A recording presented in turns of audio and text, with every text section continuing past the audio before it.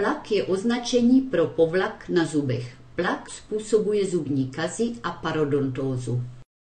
Tento biologický povlak na zubech je tvořen bakteriemi ze slin a ze zbytku pokrmu. Zralý plak je organizován jako malé město. Některé bakterie se specializují na uchycení k zubu, jiné bakterie tvoří rourky, kterými se přepravují živiny, zas jiné bakterie rozpouští sklovinu a tak vyrábí energii pro plak a tak dále.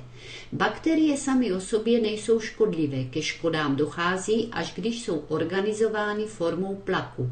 Vznikají zubní kazy a nebo parodontitida. Škodlivý plak vzniká během 24 hodin, je proto důležité zabrzdit tvorbu plaku, aby vaše zuby zůstaly zdravé. Plak můžeme odstranit zubním kartáčkem, zubní nití a ústní sprchou. Zde vidíte různé rentgenové snímky pacientů, bílé fleky jsou zubní výplně. Všimněte si, že všichni tito pacienti a pravděpodobně i vy sami mají tzv. Špatné zuby jen v oblasti bočních zubů. Na těchto snímcích vidí i laik, že lidé dostávají výplně, korunky, můstky a podobně nejprve v oblasti bočních zubů. To je tím, že přední strana, vaše výloha, je zpravidla čištěna dobře.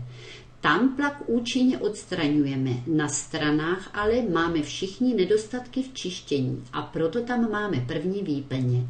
Přidáme-li k tomu špatnou práci zubařů a nedostatečnou osvětu, pak většina lidí v 50 letech již nemá boční zuby, přední zuby jsou přetěžovány a v 60 letech pak přijde celková protéza. To je typická kariéra péče o zuby.